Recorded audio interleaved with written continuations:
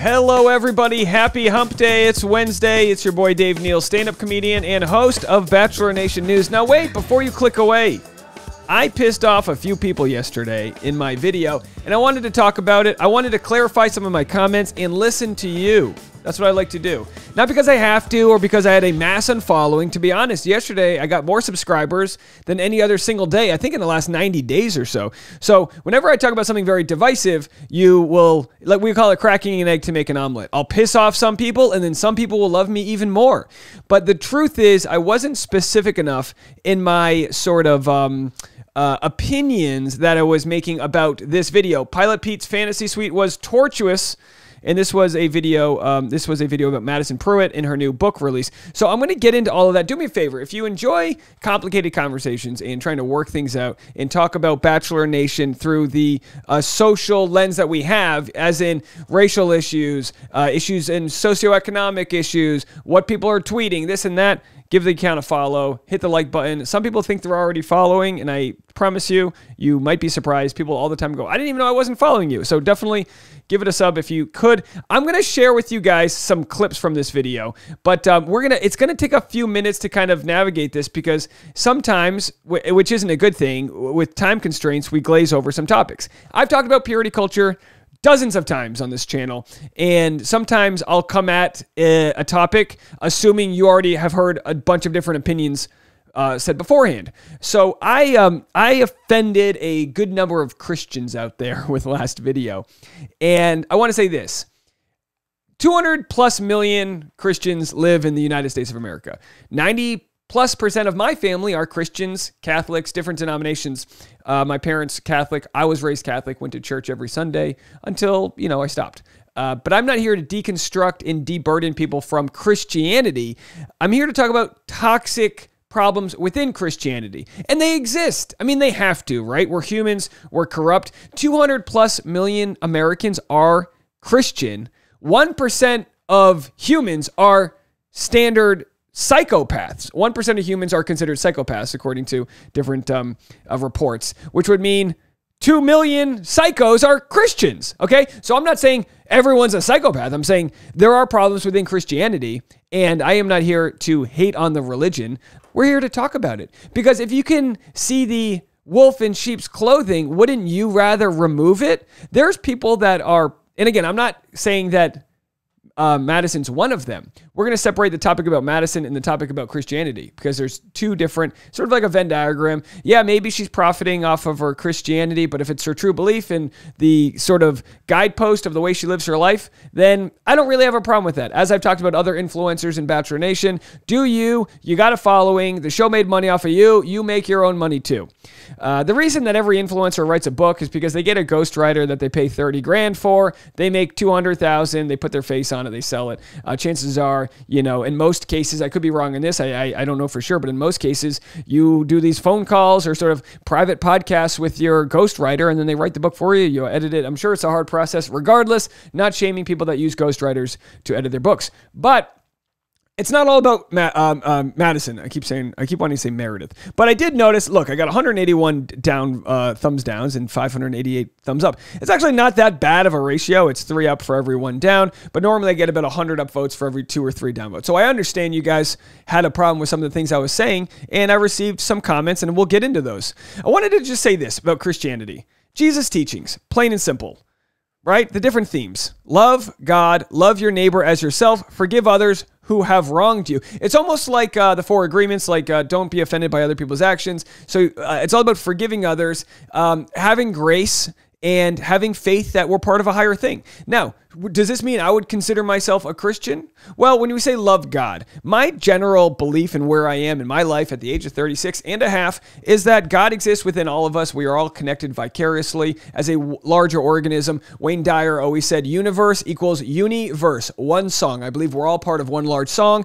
And I believe that some religions, not speaking about Christianity, but some religions and sections of religions would rather us say that God is in the clouds because it separates us from the power. And then when priests or pastors or ministers or church leaders in different religions, when they say they have the access to the God, that's That's the Scientology cuckoo-ness, guys. That's when, only I can talk to the Lord and tell you what to do. No, no, no. God's within all of us. We all have the power to be greater versions of ourselves. We all have the power to transcend what we were given with and become better, more abundant, more spiritually loving humans. That's my belief. So when people say I'm trying to attack Christianity, you got me wrong. I'm going to prove you why. But I don't hate on the people that got me wrong because I didn't do a great job of prosecuting my point. So here's her book, right? She writes a book, 50 ratings, 4.8 out of 5, great. A lot of 5-star, a couple 1-star. You know, the 1-star, you're gonna get 1-star whenever you'd make anything religious from people that just don't like it. Basically, just regurgitated evangelical talking points, no original thoughts or substantive reflections. Pretty poorly written. Again, I'm waiting to get like a transcript or someone who's pulled a few chapters. I'm not gonna buy the book. My bookshelf's stacked here. But trust me, just talking this much about her book is the promotion and PR that she needs. I'm sure these videos get more clicks than whatever, Page 6 article she originally spoke to. So the views on the video I made yesterday are completely polarized. Some people love it. Some people hate. Hey, Dave, taking us to church on a Tuesday. Didn't expect to hear scripture. And I said, the Lord's been working through my power, recapping. And then the flip side, Melanie says, nobody wants to play the victim more than the Christians. Dave, I'm so disappointed. Not a victim, but really disappointed to hear you say something so broad. A lot of us out here, your fans, are the Christians. Kind of speechless after that. Well, what if I told you I identify as a Christian? I just challenge the sort of power structure and the purity culture that exists. I will talk about purity culture, which I will not back down. I think it can be very, very problematic. That's not to say you don't treat your body with respect, but how many people just blindly say no sex until marriage, but then they just eat hordes of food and our country is one of the most obese country in the world, right? And I don't blame the consumer for that. I blame a whole different set of issues involving profitization and capitalism, the corn syrup that's in every ounce of food deserts, the list goes on. But my point being, we say, I got to value my body, yet then at the same time, we don't want universal basic health care for everybody. We don't want people that once you're born to have the social services, paid paternity and maternity leave.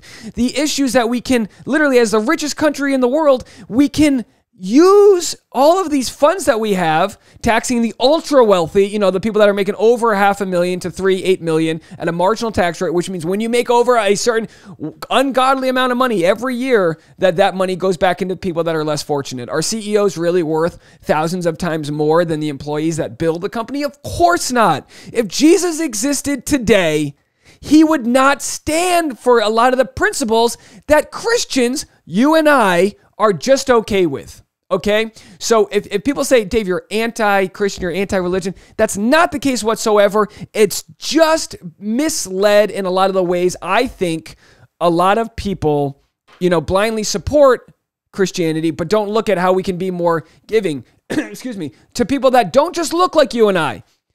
Jesus Christ was from the Middle East. He didn't look like you and I. I don't care what your Bible tells you or what illustrations were rewritten. He didn't look like you and I. And we live in a country where we need to help out people that have been persecuted and vilified and in this modern form of slavery that we have through debt, through all the issues that we have that people can't even get their rent barely paid because they're swimming in debt in the country that's the richest country in the history of the world, right?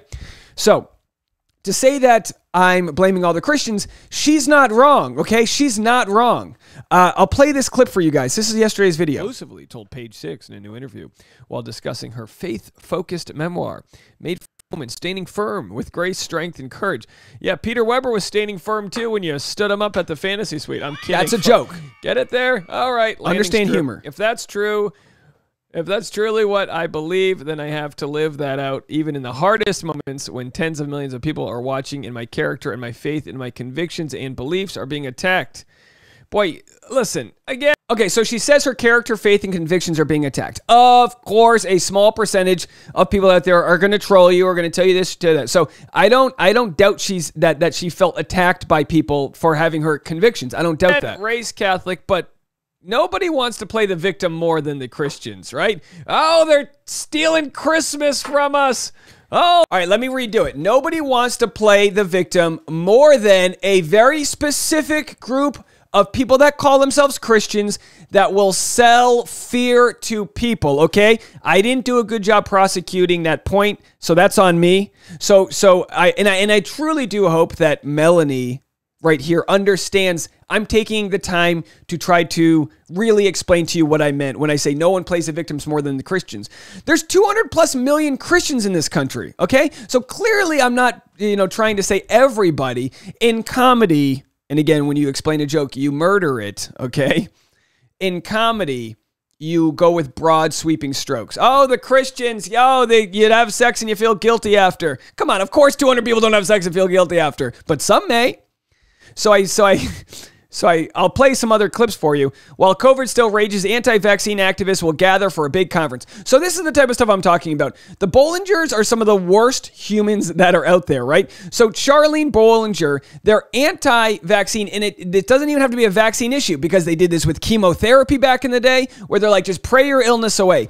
God created scientists, right? God created humans, some of which got into science and then helped learn to eradicate disease. So for me, I just believe in science because I feel like that we're all sort of like very intelligent creatures that have this gift of shared science. But Charlene Bollinger and her husband Ty have made millions by saying that God says this and we don't need that. They're literally, and these are the Christians that I'm talking about, okay? So when we go backwards and talk about what Jesus believed and all that, we're way past this. We can all agree on these teachings, right? Love God, love yourself, love your neighbor, and all that jazz, right? But when we get into here, this is the scum, guys. Okay, and this is my opinion. You can disagree, and you can form. But they've been selling DVDs about the truth about cancer and and vaccine conspiracies. There's literally a small group of people that result in so much misinformation out there,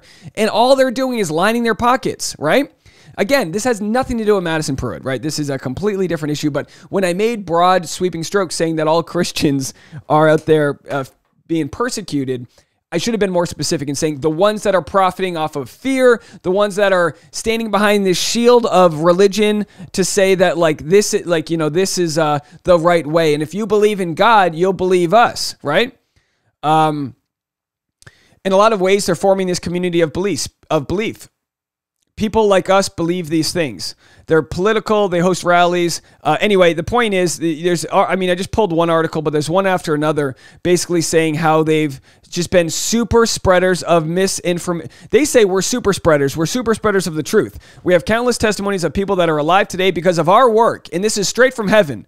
God has put us on this earth for such a time as this. So if you question them, you're questioning God, and I disagree. If you question the people that are out there profiting, literally anti-science, and their only sort of PR is that we prayed about this, that this is the toxic side of Christianity I talk about. Now, this is rare. Most people are good. Most people that go to church that are just out there trying to do the Lord's work are good people. These are my family, my friends, you guys out there. So I totally understand that.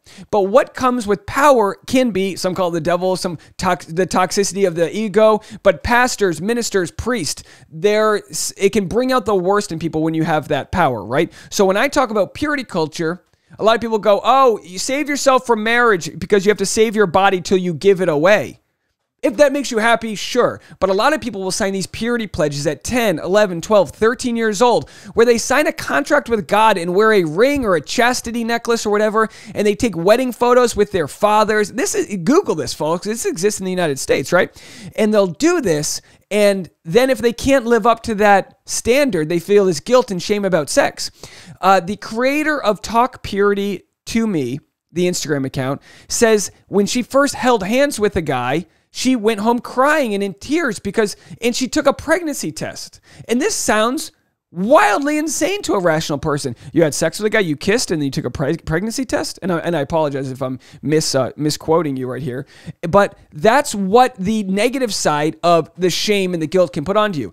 I'm not saying everyone who wants to wait until marriage feels that way, but I do understand that in some ways I may have come across that way. So I'm going to read this another criticism in a second here, but I'm going to play from 6:15. Let's play from 5:39 here and see what we have to say here. We might run into an ad or two. Boy, this guy puts a lot of ads. It's just one of those things. We can find quotes and we can take anything out of the Bible and we can apply it to our life. You can apply it if you wanted to be super homophobic. You can apply it if you want to be pro-life. You can apply it if you want to be pro-choice. There's a million directions you can take from a giant stack of literature. A tome, one might call it, right? So listen, that's not to say that Christians are manipulative and bad, but there are sects, S-E-C-T, right? Sects of Christians, right? That we can all agree, I would like to think, and if you disagree with me, please, we ain't going to be friends here. But there are the Westboro Baptist churches and the people that will take, God's against queers and home and this crazy, just hate-fueled, you're going to hell. We can agree that those are bad, right? So there is a gray area of toxicity, but obviously that's way across the line. But my point is that you can pull any quote out of the Bible and apply it to modern life, but it's just like, what do we even, aren't we above, like, unless we're all theologists here, I think it's very hard to interpret a lot of what was said thousands of years ago. You know what I mean? All right, so let's just play this next part, which talks about saving yourself all of your purposes, and we're here to call it all out. Madison Prewett, a proud Christian with a capital C, told Peter Weber 30 that she was saving herself for marriage early on in the season, but when she learned that the pilot had been intimate with other finalists during Fantasy Suites week, she walked away, a trying experience, she recounts, and made for this moment. Yeah, you're not supposed to, save yourself for marriage, but wasn't this when people were getting married at like 15? In today's world, everyone's getting married later and later. Wouldn't you hate to be Luke P? You're like, I agreed to save myself for marriage, but who knew it was going to take so long? All right, so this is clearly a joke, right? I will read the comment that was offended by this, but this is clearly a joke in the sense that, if you're hypersexualized, you're like, all right, we're together. Talk about, if you want to have sex and you're like engaged, like, let's get to the finish line. Let's get to the altar. Come on. People are getting married later and later. So if you pledge your virginity till marriage, essentially you're pledging to be a virgin for longer. Is that not true? So here's a comment that this really hit me close to home. And this was the reason I decided I needed to make this video. Hi, Dave. First of all, I really enjoy your content, and I enjoy the perspective you bring to Bachelor news, usually one that is able to see both sides of the story without being swayed by editing or popular opinion. I appreciate that. By the way, butter me up with that first paragraph. You're in. You know what I mean? This is clearly a very intelligent person who knows how to get their point across, but I do love them. However, I should have just stopped reading at that point. Okay, thank you. However, I feel you missed the mark on your recent video about Madison. I don't disagree that I missed the mark. I still believe in my opinions, but I believe I didn't eloquently get them across. So I don't disagree with you. As a Christian myself who is happy to have saved sex for marriage and didn't get married until I was 27, you read that right, I felt alienated by the video as you criticized Madison's values, which have been similar to my own. I can tell you that as a virgin in my teens and 20s, I was often made to feel embarrassed, ashamed, unwanted because of my lack of sex life. Though I knew it was the right decision for me, there were plenty of jokes and mocking from a culture that didn't understand why I would choose to live that way. Jokes that insinuated something must be wrong with me. I was always encouraged when I saw stories of women choosing the same path. Since it is so rare that someone else is my age group would also choose abstinence while dating. Seeing your video about Madison, specifically you criticizing her decision to wait for marriage and to write a book about how it was hard for her to hold to her standard while on The Bachelor, brought back some of those feelings and made me sad for other girls. Many friends of mine who struggle with feelings that culture devalues their very personal choices about sex and intimacy. As if standing firm in our own life choices is something wrong. I haven't read Madison's book, just what you shared, but I assume it was probably written as an encouragement to the vast minority of girls who share her values for abstinence while dating. I don't think it was written as a guide for anyone who hasn't already decided that abstinence before marriage is what they want. So I think it's unfair to say she is being holier than thou, or that it's no longer meaningful to value abstinence before marriage. That's my take. You have yours. And she said some other very nice things. So thank you so much for that comment. So I will say this, to hear that what I was saying triggered someone else's feelings of inadequacy. That's not what we want. right? That's why we'll spend the time making a video probably twice as long to make sure that we have these conversations, because that's not what I want. That's now sometimes I make a joke and someone gets offended and I go, oh, everyone's going to get offended by something. But this really struck me, because I go, I'm not trying to shame people that felt like they wanted to save themselves for their perfect marriage or this or that, or the perfect person or the only person. What I felt, and I responded this way, was that, and not to say that, not to disregard her feelings, because these are very valid. What I felt, and a reason why I may come off sharp with these topics, isn't because I'm a sex fiend and I've, this or that, but because I've felt that other people have looked down on me for my life choices. Not necessarily sex before marriage, but just not necessarily going to the church. Having a podcast about sex. I've received a lot of hate from people, including my own mother.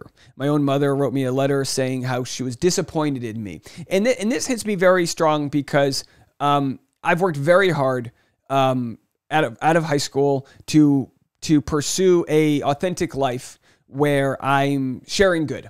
So it hits me hard when I feel from my own mom and from commenters like this that I'm not sharing that love, or that I'm not, in whatever way. So I'm willing to look into that, right? So my own feelings, and people have said, "Hey, Dave, how has the church hurt you?" Not really. Purity culture, not big in the Catholic Church, not big in New England, not really that big of a deal. But I've just read about it. I've read stories. I've listened. I've talked to people on my podcast, and we've talked about it. And the shame does exist out there. So on one end, you have people that want to wait till they get married, which is fine. The problem I have is the dads, the pastors, the adults, the moms that will shame their children. Someone wrote in yesterday and said they were at a church camp at the age of 11, and they were asked to put a second shirt on because the first one they could see their nipples or whatever.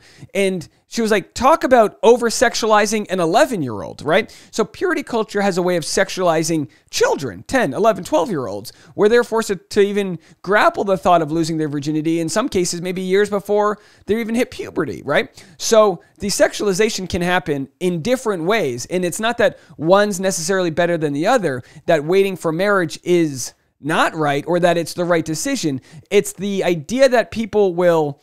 And again, that's what purity culture is. It's different than just saying I'm waiting for marriage. It's the weight and levity that's put behind that'll make it so people don't ever want to wear a belly shirt when they're an adult, or don't ever, so many of us, myself born in the 80s, people born in the 90s, are raised by parents that, do as I say, not as I do, because I said so, because the Bible says so, it's like, it doesn't make sense to a lot of people, right? But again, if it makes sense to you, fine. So in my joking here, and maybe she was referring to a different part of the clip because I did throw shots out there. But in my joking here, in the clip I just played, where I go, oh boy, he's waiting for that. He's getting married later and later. He's like, come on, can we do this at 20? Is a joke on people that want to play by the rules, but they're also very excited to get to that starting line, right? So my issue is more with the evangelical persecution complex. So when I say all Christians are victims, that's wrong, right? That's wrong. It's the Christians, and it's certain talk radio that's, and I did say this in the last video, but I understand I was cutting with it, so I probably turned a lot of people off. But it's the idea that there's this war against Christmas, that there's this war against Christians, that there's all these aspects of Christianity, and it's, if you sell people on fear, it's easy for them to buy it, right? So this idea that so-and-sos are coming for your jobs, or that the Christian religion's under attack, this is a new idea that's been used by politicians and people to not just sell their DVDs about their cancer cures and their snake oil, but to keep people under their spell. And this is, like I said, it might just be a small percentage of Christian churches, but this exists out there, and that small percentage has a loud voice, okay? In the Bible, Christians are promised by St. Paul that they will suffer for Christ if they love him. 2 Timothy 3:12, but especially in contemporary America, it is not clear what shape that suffering will take. Narratives of political, cultural, and theological oppression are popular in evangelical communities, but these are sometimes fiction or deeply exaggerated nonfiction, and only rarely accurate. This is problematic. If evangelicals want to have a persuasive voice in a pluralist society, a voice that can defend Christians from serious persecution, then we must be able to discern accurately when we are truly victims of oppression and when this victimization is only imagined. Too long, didn't read. Don't cry wolf. There are some understandable reasons for this exaggerated sense of persecution. Globally, Christians face incredible discrimination. North Korea, Muslim countries, Iraq, that's not what we're talking about. In the U.S., evangelical values have often been in tension with public policy and cultural mores, especially in the last several years, including recent debates over contraceptives, abortion rights, same-sex marriage. Some Christians anticipate major restrictions to religious liberty in the future as a result of those tensions, a concern that is not unfounded. But in anticipating such restrictions, it is easy to imagine wrongly that they are already here. So anticipating the idea that everyone's going to be having sex with goats, right? That sounds wild. But, well, a man and a man can have sex. Why can't I help with it? You know?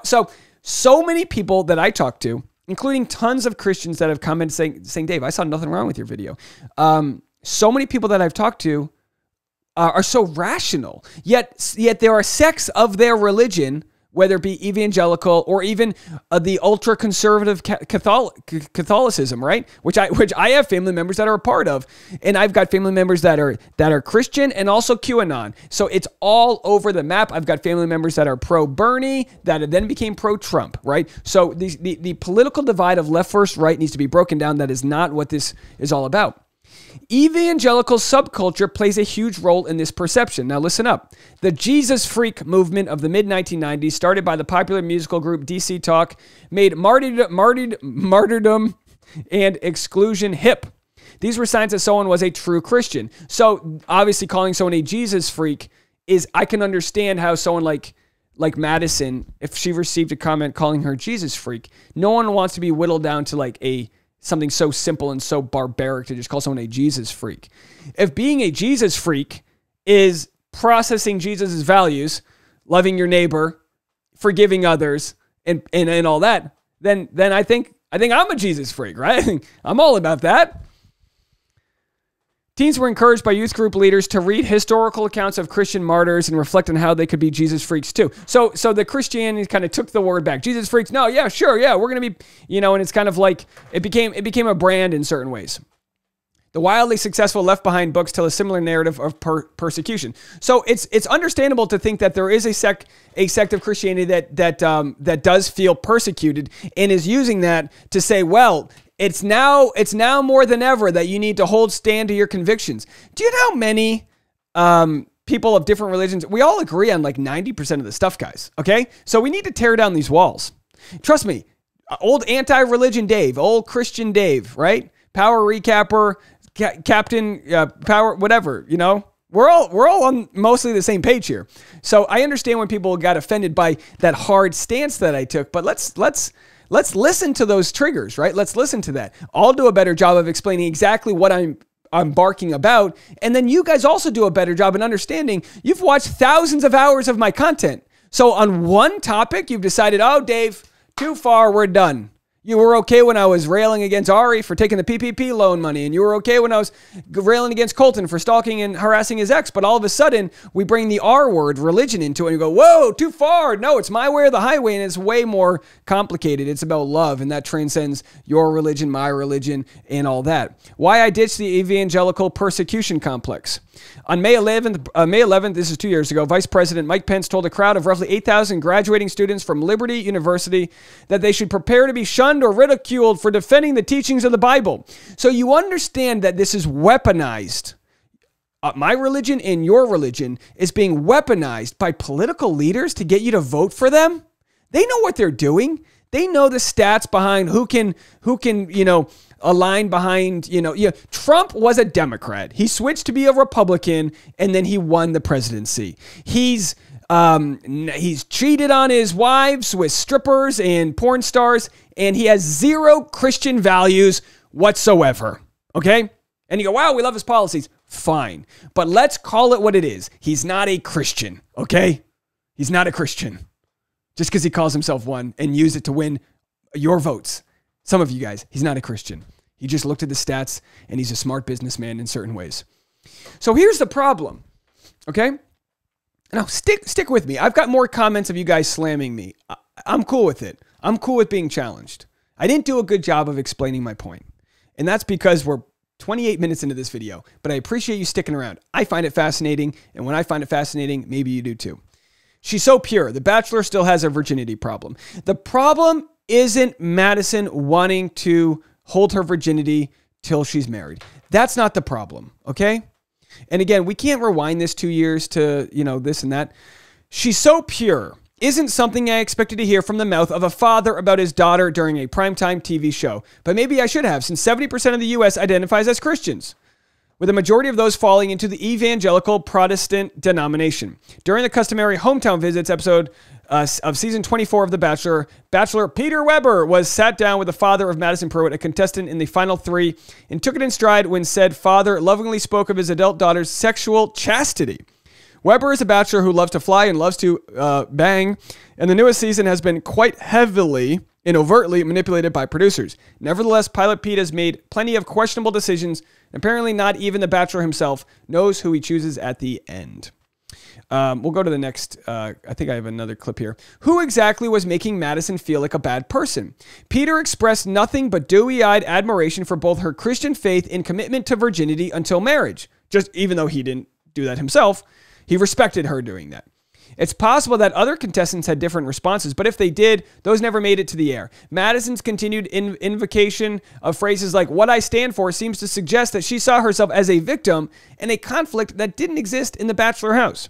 This isn't necessarily surprising. She's a white, privileged woman whose particular faith background has long used claims of persecution as a rallying cry and political tactic. These are completely separate articles from different years that have nothing to do with each other. I just brought them all together. Remember the war on Christmas nonsense? Well, the war on Christmas is back. This article's from 2 years ago. The war on Christmas came back and in part because Biden became the president again. Okay? Because that's what, when there's a Democrat as president, you've got, guys, track back to you have these conservative talk shows saying, oh, the war on Christmas, it's not happy holidays. We do. Never been a problem in my life. Raised Christian, raised Catholic, never been a problem.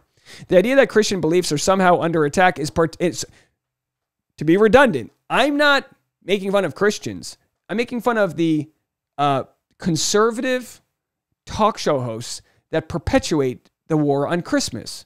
They're perpetuating a persecution that doesn't exist. It doesn't exist. Okay? The idea that Christian beliefs are somehow under attack is particularly aggravating for non-Christians. The United States, for all intents and purposes, was founded as and continued to be a Christian nation, with Christian imagery, language, and moral beliefs embedded in legal decisions, political debates, and even our money.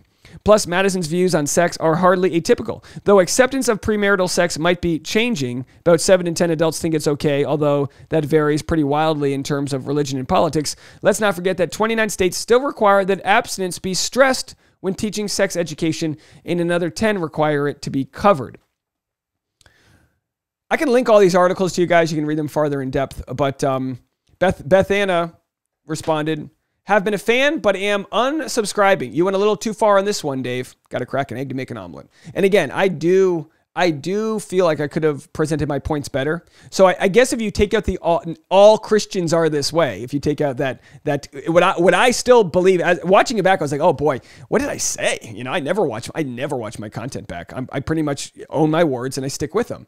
Not to say that I can't, as in this video proves, change the way I'm saying, oh yeah, you're right. But I look at that and I go, you can't hear comedic Dave as I bounce in between tough topics. We're okay when John Oliver does it. I guess I don't have a team of 12 great writers. I rant and I do it on the fly. But all Christians are this way. Well, get rid of Christmas. Okay, I get it. Yeah, I get it. Maybe it's better if my Uncle Dan, he's this crazy Christian and he thinks there's a war against Christmas. Maybe I should have personalized it more. And that's something as a comic you have to look at. Go, all right, I generalized. Maybe I need to be more specific so I don't offend the people that this doesn't apply to. Absolutely. Bethana, you might be have unsubscribed already, and I'm not here to sound like I need every single person to love me. But I would rather you have watched the video that I'm making now to then leave a comment. So I'm going to comment to Beth Anna and a few others and say, will you please watch my current video so you can understand at least where I stand? Because I'd rather you divorce me understanding my true intention versus what came off in the previous video. Benny says, and when you pray, do not be like the hypocrites, for they love to pray standing in the synagogues and on the street corners to be seen by others. Truly, I tell you, they have received their reward in full. And of course, this is just a quote that Benny pulled to say the people that feel like they need to overtly express where they stand on religion and whatever are the ones that can be seen as frauds. Hey, maybe I'm not a theologist and I'm misreading that quote, but I was taught that as Christians, and we're taught that during Lent, where don't, if you're going to sacrifice something for 40 days, don't show up all disheveled at work so everybody knows. It's kind of the opposite if you think about what the Ash Wednesday is. We're wearing it on our forehead. So in some instances in the Bible, which is always going to be contradictory, you have people saying you got to wear your religion on your forehead, and then another, or on your head in general, and then you have other people that are saying, hey, you know what I mean? Like the Alcoholics Anonymous approach, where you promote from within. You just lead a good life, and people say, hey, Dave, you look better. What have you been doing? You go, well, you know what? I've been going to church lately. Let me tell you about it. But not to criticize Madison. I mean, she's Protestant, whatever, you know, that she's living her life. And then, of course, there's people that never have these conflicts because they don't talk religion, and they just exist in their own echo chamber. And one of the echo chambers being atheism. I'm only ever on atheist YouTube. Some of these comments are wild. Y'all know not everyone believes in what you do, right? Purity culture harms you, and it harms your future sex life and the sex life of your future partner.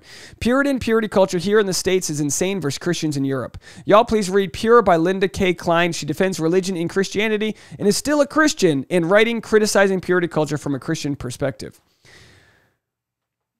And then here's another comment I got in from a Christian here, and this probably most closely reflects how I feel with the idea that God's within all of us and not some being that's separate from us. You are so right. I was raised Catholic and became Christian at 17. Saved myself, got married at 19. 7 years later, my husband cheated and I was left to raise our 3 kids. Because I was trying to model myself after these very conservative Christian authors, I lost myself. I thought, I can't do this. I can't do that under different teachings. Meanwhile, I could never understand why my pastors were making millions, but we were told to live humbly. I went down in the rabbit hole and researched the church for years, finally came to my awakening people like Joe Dispenza, Neville Goddard, Florence Schofield Shin, and Rhonda Byrne. God is love, not condemnation, which was wearing at my spirit for too long. God is charity and gratitude, and God is within. We don't need to beg him from afar. God is within. That's just where I believe God to be. I believe that he is within all of us, and she made some great points where she realized, like, look, I couldn't live up to this purity, this standard. I couldn't live up to it. And if you can't live up to it, you are then considered a failure. And most, you know, my mom raised me and my sister as a single mom, and like she, and like others had commented, received judgment for going to church as a single mom. And it's like, we need to do better as Christians and as humans to not judge others for whatever lot they have in life. Dave, I love your videos, but as a Christian, some of the stuff you said in this video kind of hurt. So I didn't know exactly what she meant, but I got enough comments from people that I was able to figure it out. I already read that one. 2 left. OMG, I'm so angry and upset. How dare you have your own thoughts and opinions that differ from what other select groups of people decide is the right way for you to think and act. I also was raised Catholic, and now I would say my religious beliefs have evolved to be more spiritual in nature, and that works for me. Christians can believe what they want, as can Catholics, Muslims, even science-freakingologists. We live in a diverse world, and that's a freaking good thing. Speak your opinions, and the hypocritical haters can go bump Harrisons themselves. I would agree. I am more spiritual than I am religious. Branding your virginity through the show and writing books about it is immoral. She truly went on the show for gaining a platform. Labeling someone as pure because of their virginity tells me they live in a magical thinking land. I consider the entire emphasis draconian, misogynistic, and insulting AF. Now, we just got through a ton right there. I want to make sure I covered it all. There's other quotes from my previous video I'm not addressing just because I'm ungodly. Even God's like, geez, wrap it up, Dave. What are you doing? You know what I mean? 7 people died watching this. So my points are, as I reiterate them and close, you're open with your thesis, you're closed with your thesis, is that I don't have a war against Christians. Most Christians, as in most humans, are doing the best with the information they have. There are sinister forces that are out there. There are pastors, ministers, and priests and other religious leaders that are taking your money and not living by the values that they preach. There are cultures within Christianity that are meant to shame, that are meant to divide, that are meant to say, we're on the good side, the others are on the bad side. They need to be saved. We have the right way. And I don't think that's a proper way for Christians to live. I think Christians, for the most part, should embrace their values, wear them on your sleeve, embrace your values. Just don't shame others that don't feel the same way, because that's going to lead to people that feel like you're holier than they are. And when it comes to Madison, we'll get some clips from her book. We don't know. But to relate back to what we were saying about the idea that evangelicals are being persecuted, there is truth to that. And rather than fight against it, I would do your own research. I would look into it more and say, if this exists, we should want to scrub this from our church. We should want to scrub the ideas that Christmas is being canceled so that we can see the true persecution that does exist in our universe. You know what I mean? Do me a favor. If you enjoyed this content, let me know. Leave a comment. If I'm still missing the mark, leave a comment too. I'd love to hear what you guys have to say. You can call the voicemail line if you'd like. I honestly did not make yesterday. I thought I was being super kind yesterday, so I did not make yesterday's video thinking that I was going to ruffle many feathers. I really didn't. Leave a voicemail, 401-213-9828. And if you don't mind, let me know what you think about this in a positive or a negative way. And if there's any specific statements I made that you still want to challenge, I am all ears and I'm here to listen to you. It's your boy, Christian Dave. All right, folks, that was a video. More content coming your way. Thank you so much. Bye, everybody.